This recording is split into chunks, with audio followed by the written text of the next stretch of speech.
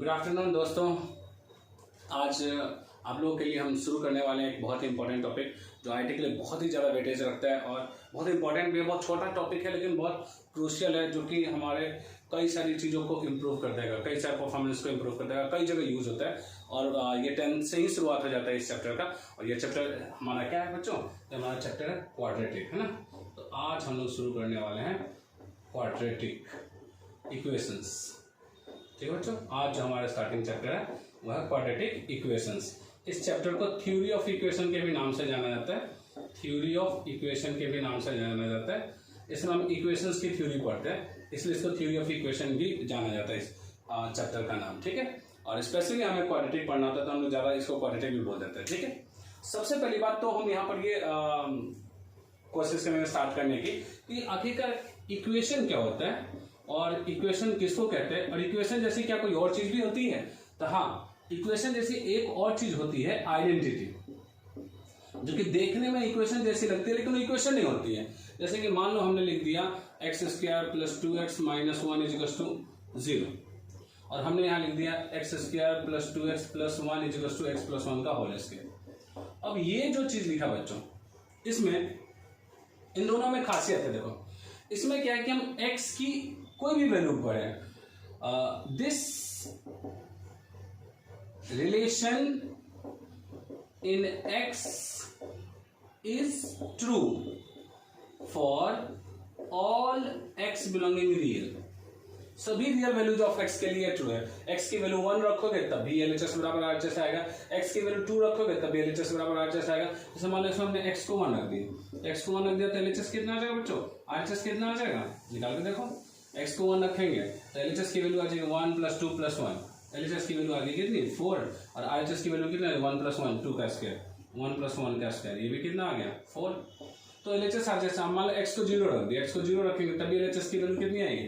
तभी LHS की value 1 आ जाएगी हमारे पास, और RHS की वैल्यू भी कितनी आ जाएगी? LHS को 0 x को 0 रखेंगे तो 1, यानी x की कोई भी वैल्यू के लिए हमारा LHS RHS यहाँ ट्रू होगा।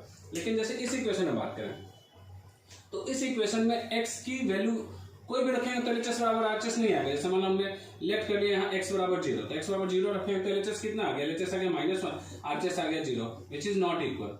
तो ये जो रिलेशन है वो हर एक x के लिए ट्रू नहीं है। This is not true for all x, ये हर एक x के लिए ट्रू नहीं है, इसलिए इसको हम इक्वेशन बोलेंगे और इसको क्या बोलेंगे? आइडेंटिटी। आइडेंटिटी किसको कहता है? आइडेंटिटी को हम एक दूसरे वर्ड में कह सकते हैं कि आइडेंटिटी का मतलब वो फॉर्मूला। आइडेंटिटी का मतलब क्या? वो फॉर्मूला। फॉर्मूला क्या कभी किसी के लिए इनवैलिड थोड़ी ना होता है। कोई चीज फॉर्मूला तभी बनती है जो सभी रियल्स के लिए ट्रू हो।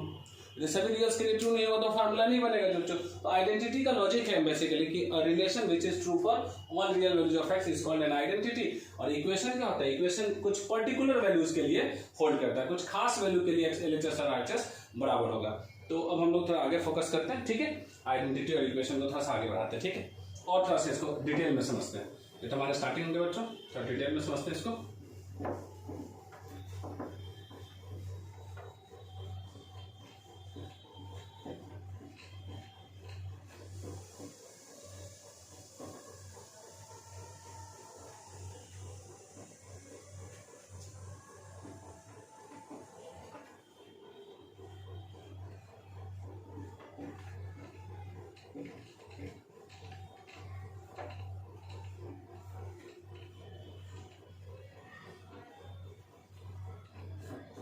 ठीक है बच्चों, आगे बढ़ते हैं, थोड़ा सा और आइडेंटिटी को समझते हैं और डिटेल में।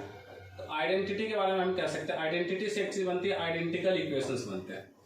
आइडेंटिकल इक्वेशंस का मतलब क्या हुआ? आइडेंटिकल इक्वेशन का मतलब हुआ exactly same equations, exactly same equations. ऐसे इक्वेशंस जो एग्जैक्टली सेम हो, जैसे कि मान लिया जाए यदि a1x² + b1x + c1 = 0 है और ये is identical with a2x² + b2x + c2। यदि ये दोनों इक्वेशन आइडेंटिकल है बच्चों, तो ये दोनों इक्वेशन आइडेंटिकल तभी होंगे जब ये दोनों एग्जैक्टली सेम हो जाए। दोनों इक्वेशन कैसे हो जाए? एग्जैक्टली सेम हो जाए तो आइडेंटिकल हो जाएंगे। एग्जैक्टली सेम कब होगा?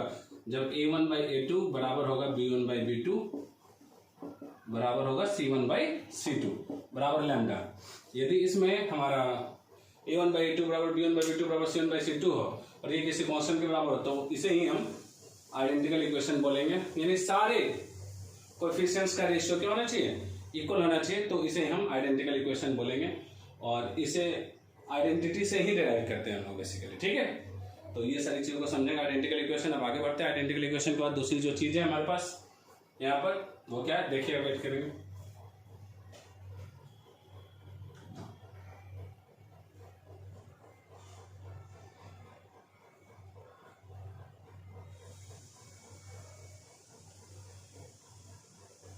नोट कर लेंगे बच्चों फटाफट इसको, फिर आगे बढ़ते हैं हम लोग जरा। ठीक है,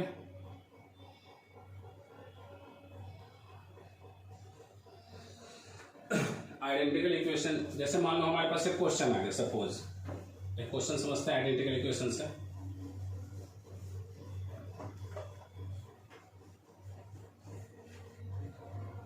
ठीक है,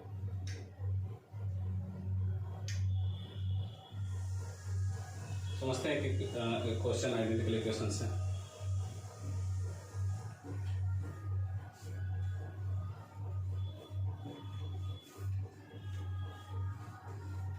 और जैसे कि एक ये क्वेश्चन है और ऐसा क्वेश्चन पूछा जाता है आपको, क्वेश्चन क्या देखेगा कि if 2x square minus 3xy plus lambda Y square is equal to 0 is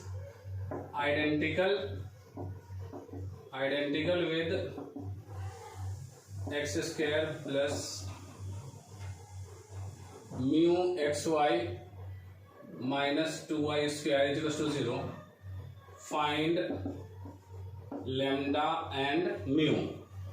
lambda और म्यू की वैल्यू निकालनी है इस आइडेंटिकल इक्वेशन से।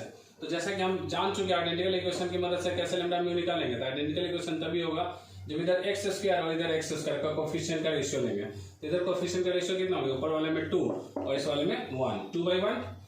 फिर देखेंगे बच्चों इधर एक्स वाई और इधर से भी एक्स वाई, तो एक्स वाई का कोफिशिएंट यहाँ क्या है -3, तो यहाँ एक्स वाई का कोफिशिएंट क्या है म्यू। अब यहाँ देखेंगे कांस्टेंट, ये कांस्टेंट वाई स्क्वायर का कोफिशिएंट, वाई स्क्वायर का कोफिशिएंट यहाँ क्या है लैम्डा, यहाँ वाई स्क्वायर का कोफिशिएंट क्या है -2।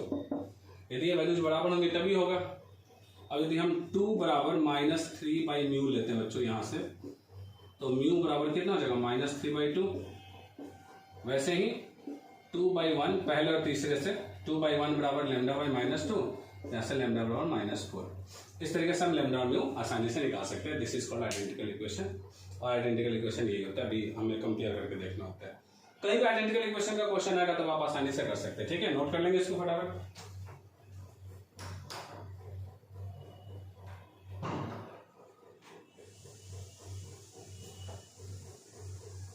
आगे बढ़ते हैं।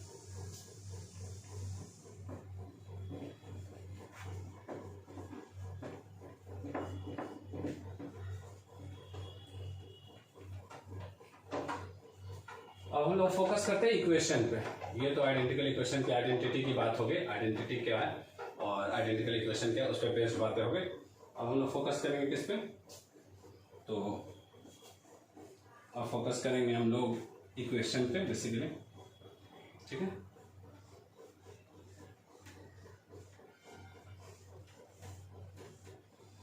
अच्छा एक इस तरह का क्वेश्चन इसमें कई बार आता पूछा जाता है आपको। तो अब हम लोग समझते हैं इक्वेशन को, डिटेल में समझते हैं। इक्वेशन के बारे में बताया गया बच्चों क्या, डिकार्ट्स ने बताया था कि इक्वेशन बेसिकली दो चीजों से मिलकर बना होता है। एक होता है डिग्री और एक होता है हमारा नंबर ऑफ वेरिएबल्स। ठीक है, डिग्री और दूसरा नंबर ऑफ वेरिएबल।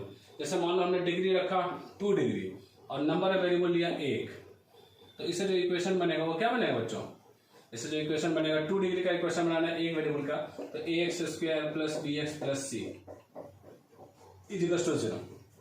स्क्वायर है तो 2 डिग्री हो गया और वेरिएबल एक ही यूज हो रहा है x, तो इसको बोलेंगे 2 डिग्री 1 वेरिएबल का इक्वेशन, जनरल इक्वेशन।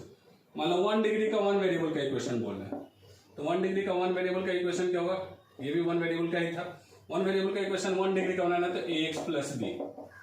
मान लो बच्चों बनाना है 1 डिग्री का ही, लेकिन 2 वेरिएबल का बनाना है। तो 2 वेरिएबल में क्या क्या आ जाएगा, एक्स एंड वाई, और एक्स और वाई लेंगे तो क्या हो जाएगा, A X plus B Y plus सी।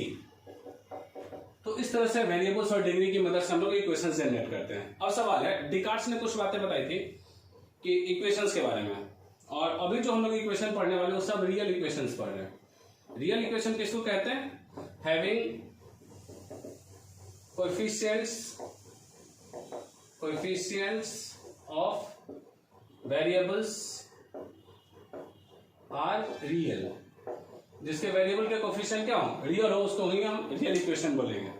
जैसे मान लो 2x प्लस 3y माइनस 1, ये एक रियल इक्वेशन है, ये एक रियल इक्वेशन है। लेकिन मान लो हमने लिख दिया iota x minus 2y plus 3, तो ये not a real equation, not a real equation. Real equation किसको बोलेंगे, जिसके कोफिशिएंट्स, जैसे एक्स वाई का जो कोफिशिएंट है, वो जो कांस्टेंट है वो रियल है, इसमें जो एक्स वाई का कोफिशिएंट है जो कांस्टेंट है वो इमेजिनरी है, तो ये नॉन रियल इक्वेशन हो गया। ठीक है, इस तरह से रियल इक्वेशन और उसके बारे में। तो रियल इक्वेशन के बारे में डिकार्ड्स ने बताया था कि एक इक्वेशन की जितनी डिग्री होती है ना, उतने रूट्स होते हैं। डिग्री क्या कंफर्म करेगा, डिग्री कंफर्म करेगा number of roots of the equation,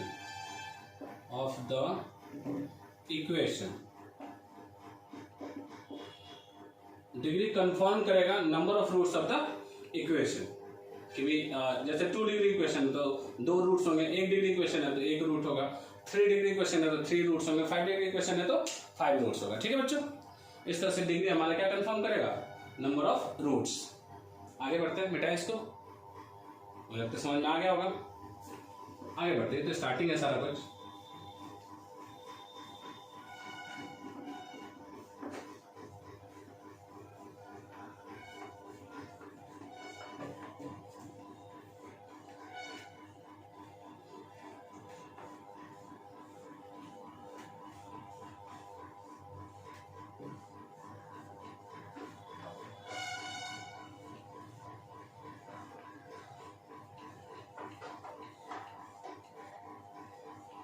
quadratic शुरू करने से पहले मैं थोड़ा सा थ्योरम्स पे बात करना चाहता हूँ। एक दो थ्योरम्स हैं जो 10th क्लास के हैं, उनको समझना चाहते हैं, फिर एक एक करके सारी चीज़ों को समझेंगे। ठीक है, और थ्योरम्स नहीं आएगा तो बड़ा दिक्कत हो जाएगा बच्चों। ठीक है, तो थ्योरम में सबसे पहले हम लोग समझते हैं डिवीजन एल्गोरिथम क्या होता है।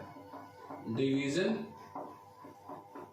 Algorithm, what is division algorithm. Division algorithm कहता है कि जैसे मान लिया जाए किसी पॉलिनोमियल px को यदि हम sx से डिवाइड करें और qx इसका क्वोशेंट हो और rx इसका रिमाइंडर हो, तो px बराबर होता है बच्चों qx गुना sx प्लस rx। इसी को डिवीजन एल्गोरिथम बोलते हैं। इसका मतलब क्या है, इस बीच वाले को हम क्या बोलते हैं, डिविडेंड। डिविडेंड, इसको क्या बोलते हैं बच्चों, डिवाइजर। इसको क्या बोलते हैं, क्वोशेंट, और इसको बोलते हैं रिमाइंडर। तो यहां से डिविडेंड बराबर होते हैं, डिविडेंड बराबर होते हैं divisor into quotient plus remainder. एक खास बात नोट में याद रखेंगे कि रिमाइंडर का जो पावर होगा, जो डिग्री होगा, वो हमेशा डिवाइजर से कम होगा। ठीक है, क्या याद रखेंगे, degree of remainder is always lesser than the degree of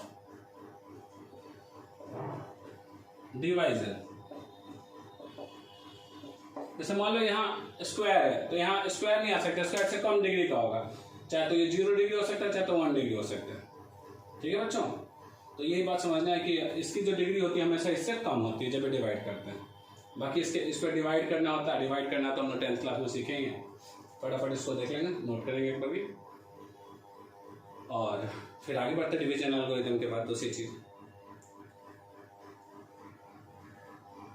Hindi medium वाले क्या बोलते हैं इसको? इसको बोलते हैं भाज्य, भाजक, भागफल, शेषफल, ये बोलते हैं हिंदी मीडियम वाले बच्चों।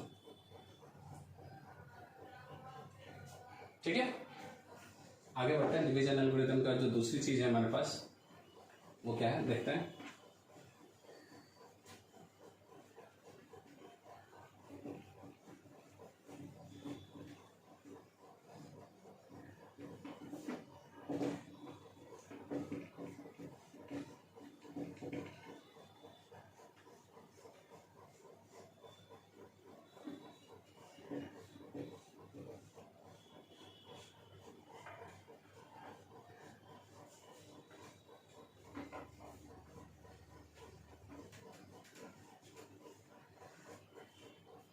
दूसरी चीज है हमारे पास बच्चों क्या? तो दूसरी चीज हमारे पास हेडिंग में लिखेंगे। दूसरा जो कंसेप्ट है वो है factor theorem. Factor theorem, factor theorem देखिए क्या होता है। नाम सुना होगा आप सबने फैक्टर थ्योरम का। फैक्टर थ्योरम क्या कहता है कि भाई पहले थ्योरम को लिखते हैं फिर समझते हैं कि भाई if x minus a is a factor of px, then it implies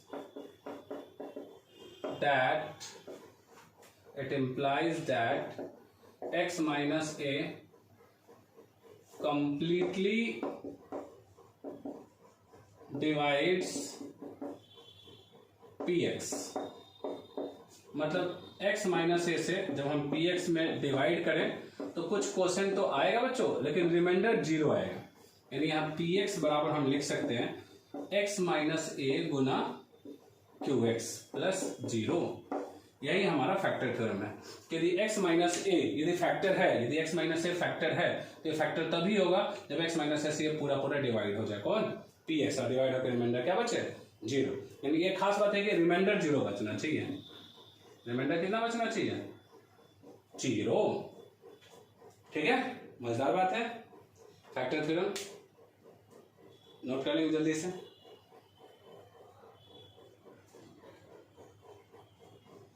फिर समझाते हैं आगे अगला कंसेप्ट क्या है हमारे पास इसका।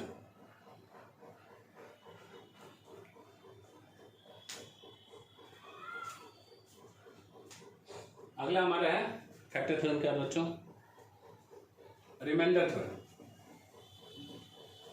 अच्छा, ये एक और बात, खास बात, बहुत ही इंपॉर्टेंट जो भी बता रहे हैं कि आप हमारी क्लास में वो हंसी मजाक नाच गाना ये सब एक्सपेक्ट मत करना, क्योंकि हम पढ़ाने में कोई कंप्रोमाइज नहीं करते हैं। यदि आपको फनी वीडियो चाहिए तो खरी मिनाटी को फॉलो अप करो, ठीक है। हमें फॉलो करने की जरूरत नहीं, हमें फॉलो करना है तो ये टारगेट करके सोच फॉलो करना है कि भाई आप IIT के लिए तैयारी करने वाले हो और आपको जो एडवांस का पेपर देना है जो हंसी मजाक से नहीं निकलता। हंसी मजाक से IIT का पेपर नहीं होता कभी भी कंप्लीट, ठीक है। तो यदि आपको IIT का पेपर कंप्लीट करना है तो हंसी मजाक नहीं, सिर्फ सीरियस पढ़ाई होनी चाहिए। और सीरियस पढ़ाई में हंसी मजाक नहीं होता है, हमें पढ़ना होता है, पढ़ के समझना होता है, समझ के क्वेश्चंस बनाना होता है, उसी से IIT निकलता है। ठीक है बच्चों, ये ध्यान में रखेंगे। अगला remainder theorem. What is remainder theorem? Remainder theorem किसको कहते हैं? रिमाइंडर थ्योरम कहता है कि if px is divided by x minus a, then pa will be its remainder. pa will be its remainder. यानी px को यदि हम x माइनस ए से डिवाइड करें तो इसका जो रिमाइंडर होगा बच्चों वो pa होगा। ठीक है, रिमाइंडर। अब मान लो कोई जगह बताओ कैसे होगा, तो क्वेश्चन मान लो qx है और रिमाइंडर मान लो r है, तो px बराबर क्या लिख सकते हो बताओ? x माइनस ए इंटू qx प्लस r की वैल्यू निकालनी है, पुट कर दो इसमें x बराबर a। x बराबर a पुट करो तो इधर pa हो जाएगा, इधर a minus A Guna qa plus r, ये हो गया 0, 0 plus r, it is r।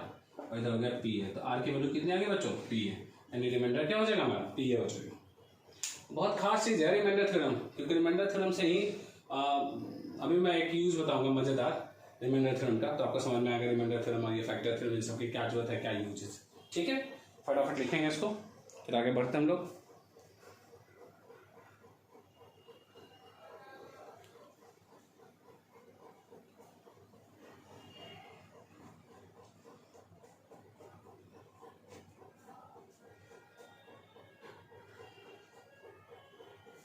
ठीक है,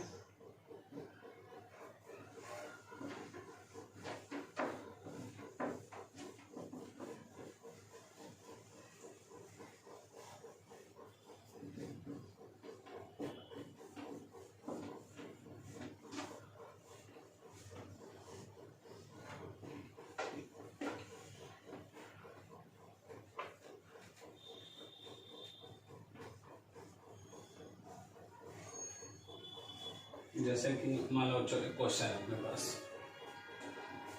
क्वेश्चन ये है कि एक छोटा सा क्वेश्चन सपोज करो, जैसे मान लो क्वेश्चन बोला कि -13 को डिवाइड करना है 8 से, रिमाइंडर बताओ। तो अब -13 को जब 8 से डिवाइड करना है, रिमाइंडर पूछ रहा है आपसे, तो आप कंफ्यूज हो जाओगे। कंफ्यूज क्यों हो जाएगी, जब थ्योरम यूज नहीं होता, आप करके देख लेना, आप 1000 प्रयास कर लो, गलत आंसर आएगा।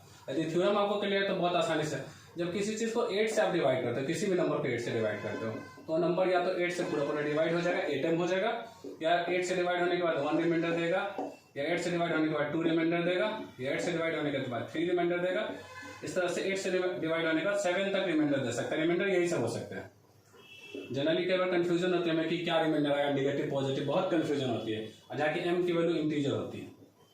अब यहाँ रिमाइंडर निकालना है हमको, तो इस रिमाइंडर को निकालने के लिए हमें इसको 8m प्लस यानी 8 इंटू -2 प्लस 3, यहाँ से पता चलता है कि इसका जो रिमाइंडर होगा वो रिमाइंडर 3 होगा हमारा। ठीक है, आप पूछ के देख लेना अपने टीचरों से, बड़ा कंफ्यूज रहते हैं लोग, कई बार गलती कर देते हैं। ठीक है बच्चों, तो नहीं पता हो फिर हम तो हम गलती करेंगे ऐसे क्वेश्चन में, पता ही नहीं चलेगा कि क्या रिमाइंडर आने वाला है, कैसे करना है। रिमाइंडर थ्योरम से ये सब चीज़ें बनती है। ठीक है, अब थोड़ा सा आगे और क्वेश्चंस करते हैं।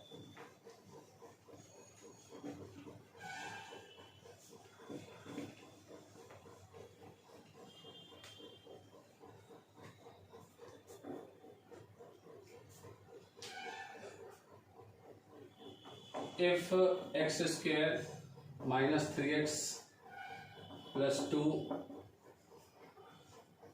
is a factor of x cube plus ax square plus bx plus 3, then find a and b।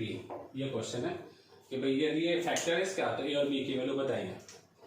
तो मान लेते हैं इसको px मान लेंगे बच्चों। सबसे पहले px किसको मान लेंगे, x cube plus ax square plus bx plus 3, और इस px को डिवाइड करना है हमें, किससे डिवाइड करना है, x square minus 3x plus 2, इसके यदि फैक्टर करेंगे x माइनस 1 x माइनस 2, तो इसके रिमाइंडर क्या क्या बनेंगे बच्चों, p1 और p2, और ये सब जीरो होना चाहिए, क्योंकि फैक्टर है, तो फैक्टर थ्योरम में रिमाइंडर क्या कहता है, रिमाइंडर जीरो होना चाहिए, यानी p1 जीरो होना चाहिए। p1 जीरो होने का मतलब है बच्चों x को 1 वैल्यू एट 1, x बराबर 1, तो x को 1 रखेंगे तो कितना आ जाएगा 1 plus a plus b plus 3 बराबर 0, यानी a प्लस b बराबर -4।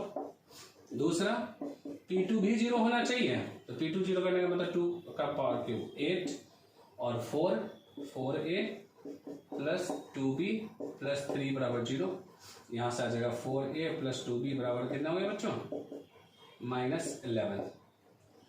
अब इसमें 2 से गुणा कर देंगे तो 2a प्लस 2b बराबर -8, दोनों को घटा दिया, माइनस माइनस प्लस, ये कैंसिल आउट हो गया बच्चों, तो 2a बराबर हो गया -3, तो यहाँ से a बराबर -3/2, और जब a आ गया तो b भी आ जाएगा बच्चों, b कितना आ जाएगा -4 minus a, it will be -8 और +5, -8 + 3 -5/2। इस तरह से ए और बी की वैल्यू हमारे पास निकाल दी है। तो ये फैक्टर था, इसलिए रिमाइंडर्स को जीरो कर दिया, क्योंकि x-1 से जब इसको डिवाइड करेंगे तो रिमाइंडर हो जाएगा p1, और इसे डिवाइड करेंगे तो रिमाइंडर हो जाएगा p2, और फैक्टर होने के बाद से रिमाइंडर जीरो होना चाहिए, तो इनको जीरो करके इक्वेशंस बनाकर सॉल्व कर दिया, हमारे पास वैल्यू आ गई बहुत आसानी से। ठीक है बच्चों, देखेंगे इसको।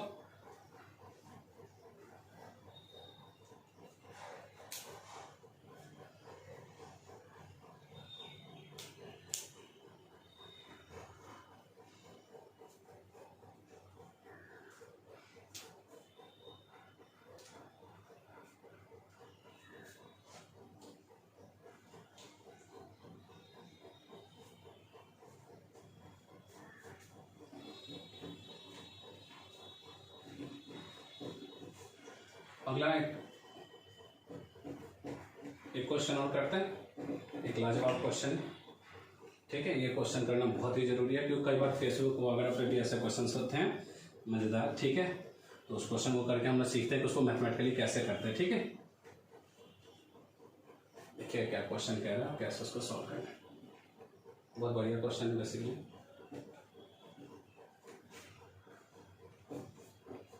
तो क्या है क्वेश्चन बच्चों? क्वेश्चन है if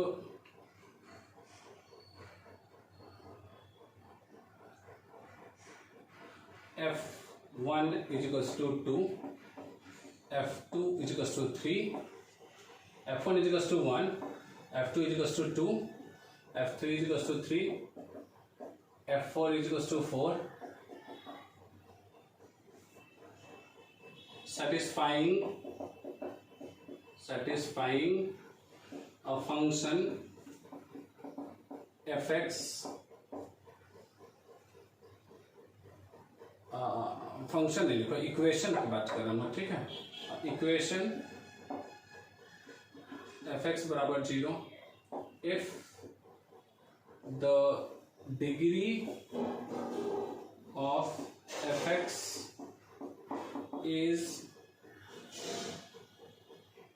4 degree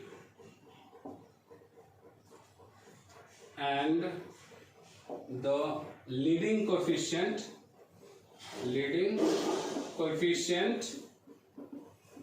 is 1, find f5। Leading coefficient 1 है तो f5 की वैल्यू बताना है, ठीक है। अब समझना सबसे पहले हमको कि क्वेश्चन क्या कह रहा है। क्वेश्चन कह रहा है कि एक फंक्शन है 4 डिग्री का इक्वेशन है, फंक्शन fx कितना है 4 डिग्री का है और जो इन बातों को सेटिस्फाई कर रहा है। तो यदि हम इन बातों के हिसाब से देखें बच्चों, f1 1, f2 2, f3 3, f4 4, इससे नहीं लगता है कि fx बराबर x है, जहाँ की x बराबर 1 हो सकता है, 2 हो सकता है, 3 हो सकता है, 4। x को 1 रखेंगे तो f1 बराबर 1, x को 2 रखेंगे f2 बराबर 2, x को 3 रखेंगे f3 बराबर 3, x को 4 रखेंगे f4 बराबर 4। ये सब इसको सेटिस्फाई कर रहा है।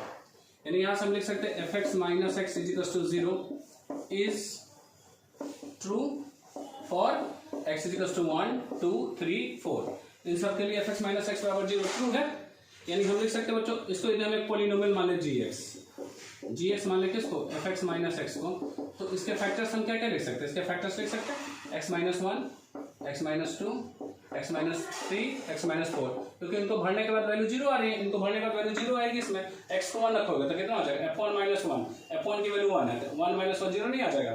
तो fx माइनस x का जो फैक्टर हो जाएगा x minus 1, x minus 2, x minus 3।